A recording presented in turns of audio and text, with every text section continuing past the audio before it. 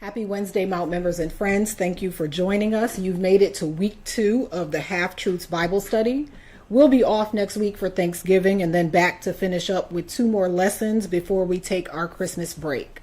So as we get started, please share this video on Facebook or YouTube or encourage someone to call in at 804-203-9011. Last week, Pastor Nelson began with talking about the half-truth, everything happens for a reason. This week, we move on to another saying. In Adam Hamilton's book, it is, God won't give you more than you can handle. In our cultural context, we're more likely to hear someone say, God will never put more on you than you can bear. And in real life, that can sound something like, I know you're going through a tough time right now and you feel like you're sinking. The burden is too heavy. You don't think you can take much more, but it's going to be all right. You're going to make it through. Remember, He'll never put more on you than you can bear. I suspect that every Christian has heard some variation of these words before. Perhaps someone has said them to you when you were in the midst of a difficult time, or you've said them to someone else hoping to encourage them. I know most people mean well when they say it. They intend to encourage or strengthen someone going through. They don't intend to inflict pain or cause someone to question their faith. And at times, hearing this may bring some comfort.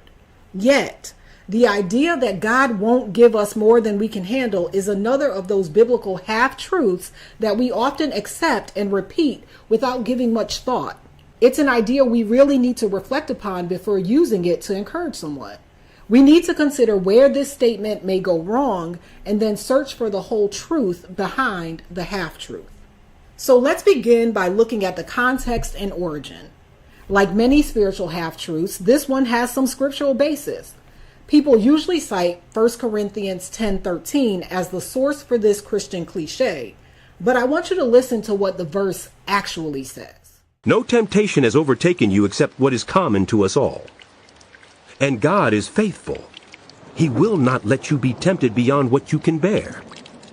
But when you are tempted, He will also provide a way out so that you can endure it. In layman's terms, the text says we're all going to experience temptation and that God won't allow us to be tempted beyond the point that we can handle. And when we are tempted, God will provide a way of escape from the temptation. But somewhere along the line, somebody has taken this verse and paraphrased or misquoted it. Even gospel star Kirk Franklin wrote a top song about it saying, God will never put more on me than I can bear. How did this happen?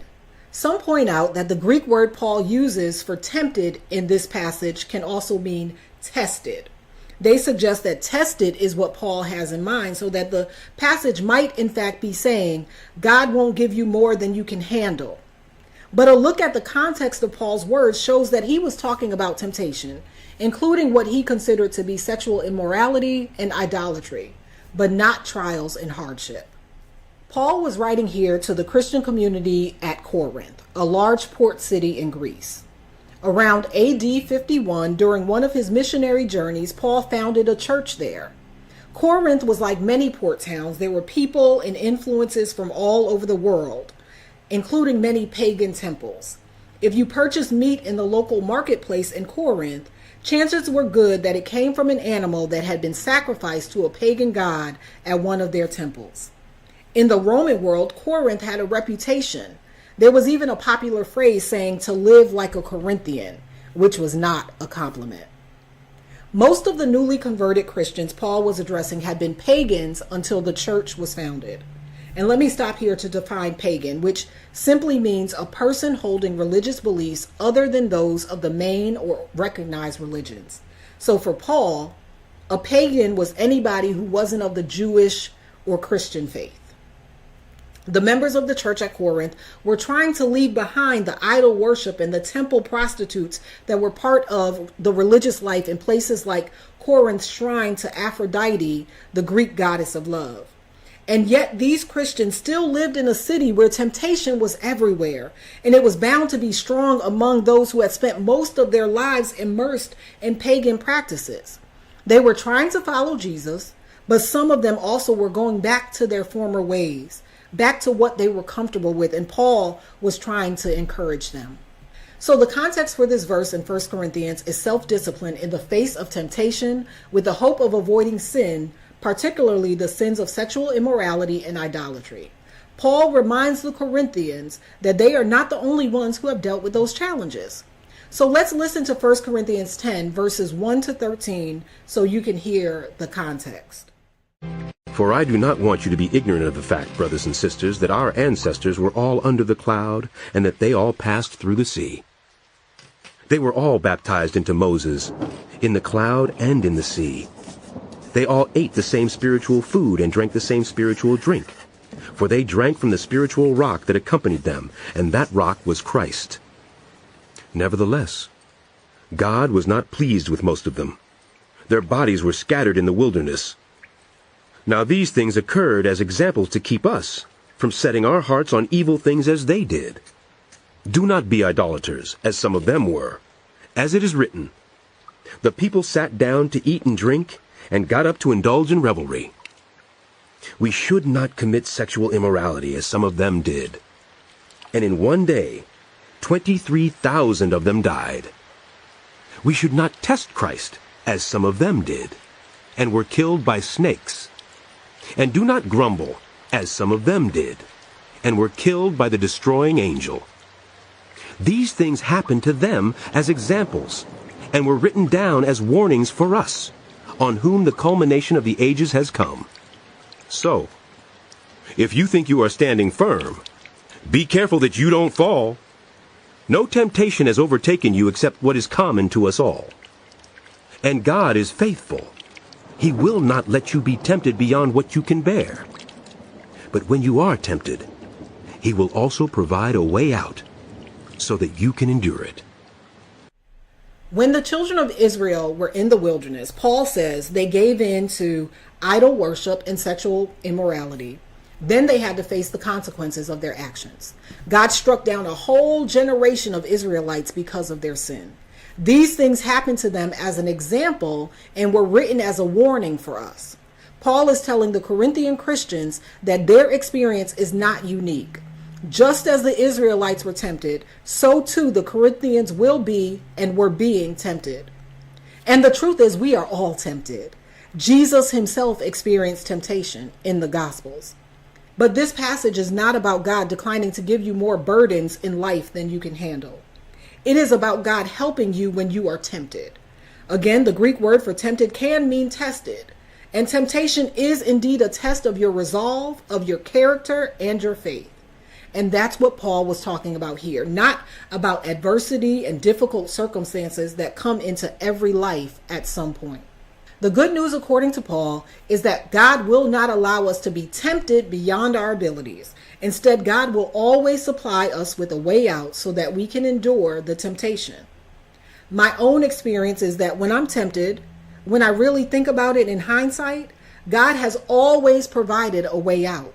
The problem is that sometimes I ignore the exit. And I'm not alone, because in the book Half Truths, Adam Hamilton shares this confession. As I write this, I have been making a conscious effort to exercise more and cut back a little on what I eat. The other day I left my office to walk to lunch. I planned on eating something light. I picked up half a sandwich and was walking back to the office where, as it happened, I was writing a sermon on temptation. In the hallway, I ran into Joan, who directs our congregation's cafe program that coordinates meals for different groups that use the church. She was pushing a cart with bags of leftovers from Dairy Queen. Having spent several hours working on my sermon about temptation, you might think I would have simply greeted Joan and walked onto my office to eat my low-calorie, low-fat sandwich while continuing to work on my sermon. Of course, I did no such thing. With my half sandwich in hand, I asked Joan, "Hey, what's in those Dairy Queen bags?" She told me they were leftovers from a lunch meeting. I should have said, "Great, thanks, Joan. Have a great day." But instead, I pressed further, "What kind of leftovers?" As it turned out, the bags were filled with things I love: hamburgers, hot dogs, and chicken strips with white cream gravy and fries. I asked Joan, "So, what are you doing with these leftovers?" She said, "I was just going to see if anyone wanted them. Would you like a lunch?" I went for the box of chicken strips, cream gravy, and fries. And did I stop there? No, I saw that Joan's cart carried several other bags, so I had to ask about them too. They contained ice cream sandwiches and sundaes. I took one of those too. All while having spent the morning working on a sermon on temptation. Temptation inevitably comes our way. On that day, it came to me on a rolling cart with Dairy Queen treats. But in my experience, it isn't God who tempts us. We do a pretty good job of that all by ourselves.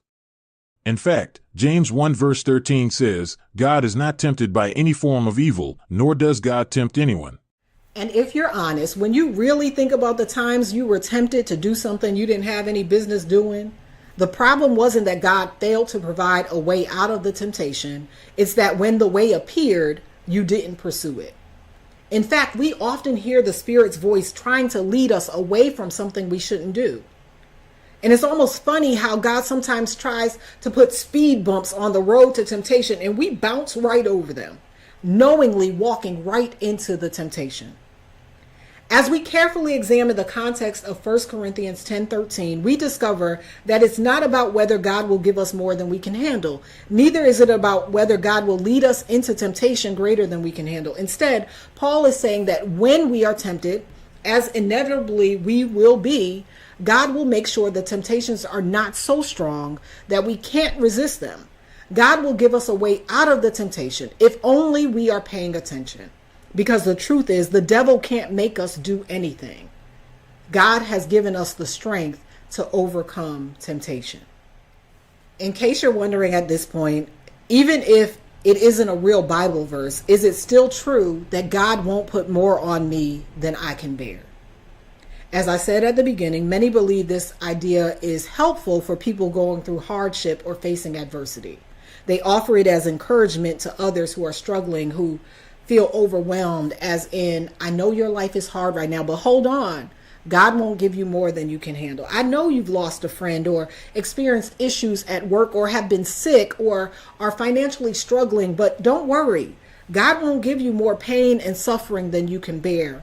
And some will even try to make you see your suffering as a badge of strength and honor, as in, God won't put more on you than you can bear. So if God brought you to it, it's because God knows you are strong enough to get through it.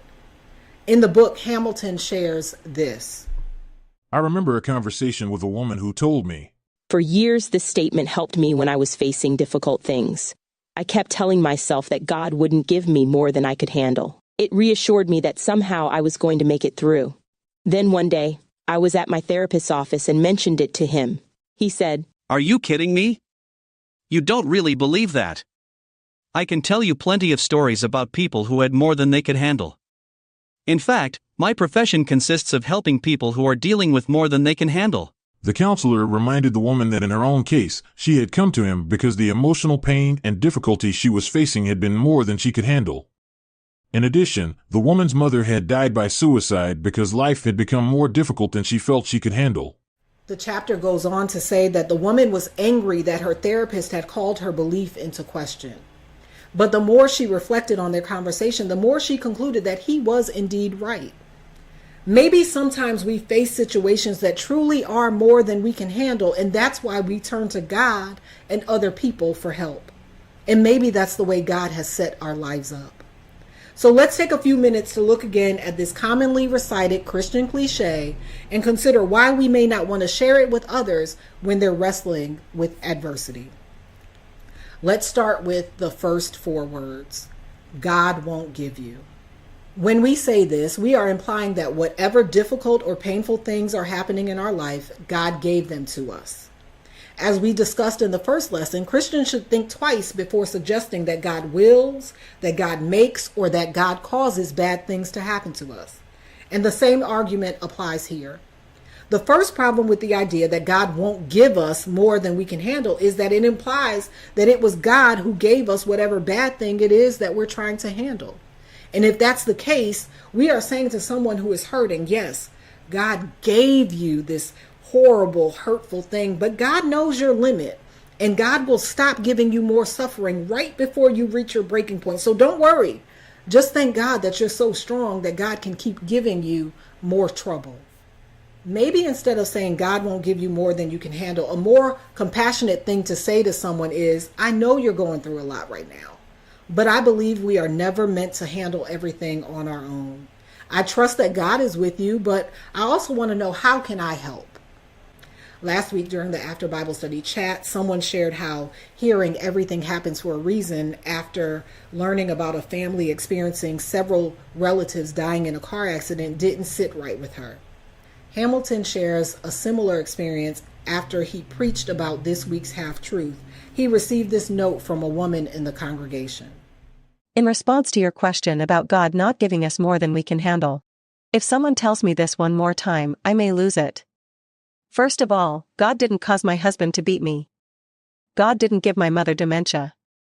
God didn't plant the IED that my nephew hit, which caused him to lose his leg, and he didn't cause the fight between my best friend and I that has left us estranged. I could go on, but you get the idea. I understand this woman's feelings.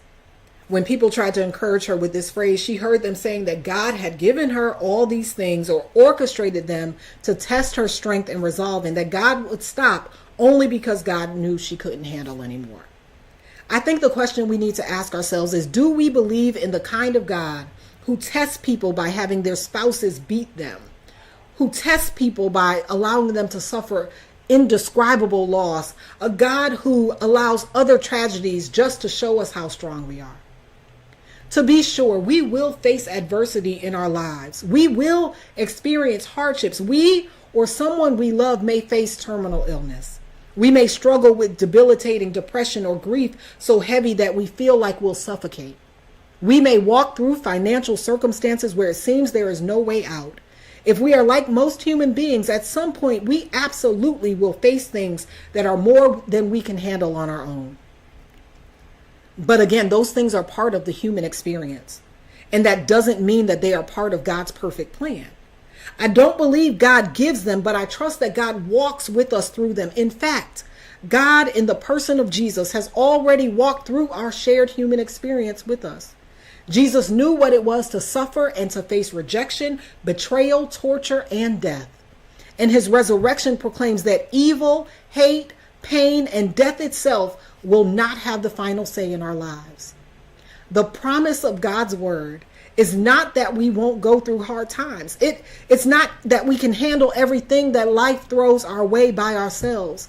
But what the scripture does promise is that at all times, good or bad, Jesus wants to be our help and our strength.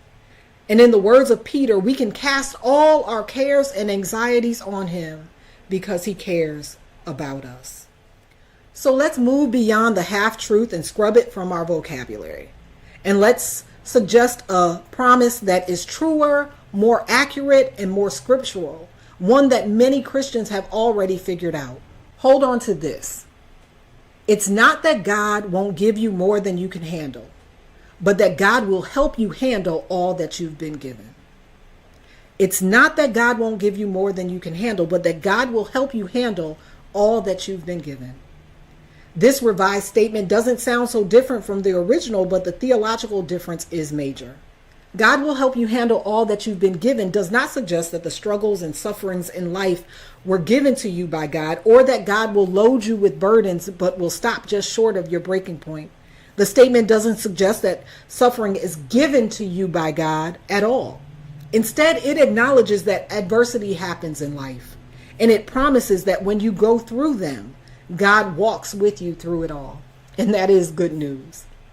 This truth is expressed in Psalm 23, verse 4. Yea, though I walk through the valley of the shadow of death, I will fear no evil, for thou art with me.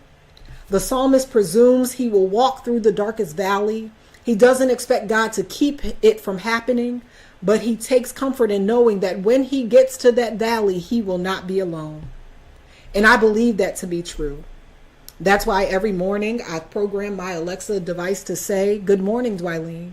This is the day that the Lord has made. You should rejoice and be glad in it. And remember, nothing will happen today that God can't handle. You got this." My faith is not that God won't give me more than I can bear, because I don't believe God is the one who gives those things anyway. It's not that God is testing me by bringing bad things in my life. Instead, I trust that when bad things happen during the course of my life, God will sustain me. God will walk with me. God will hold me close. God will comfort me, and God will take good care of me. For somebody, this may need to be your mantra for the next week. Write it down, take a screenshot, post it somewhere. I trust that when bad things happen during the course of life, God will sustain me, walk with me, hold me close, comfort me, and take good care of me. We can talk with God even if we can't see God. God is as close as the air we breathe. Though we might experience the pain of a traumatic event, we can keep the faith that at some point joy will overshadow the pain. Now, I want to circle back to the woman whose husband had abused her. Her mother had dementia and her nephew had lost a leg. She wrote that she would lose it if one more person said to her, God won't give you more than you can handle. In her note, she went on to express her faith in the midst of challenging times. Take a listen. I absolutely reject the idea that all of these horrible things were God's will.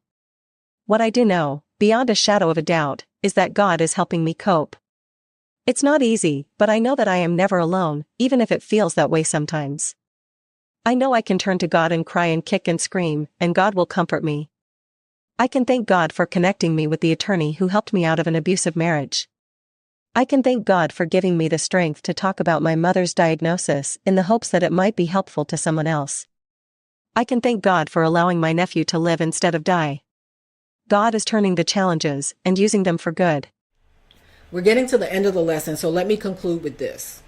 When you're facing temptation, by all means, turn to 1 Corinthians 10:13.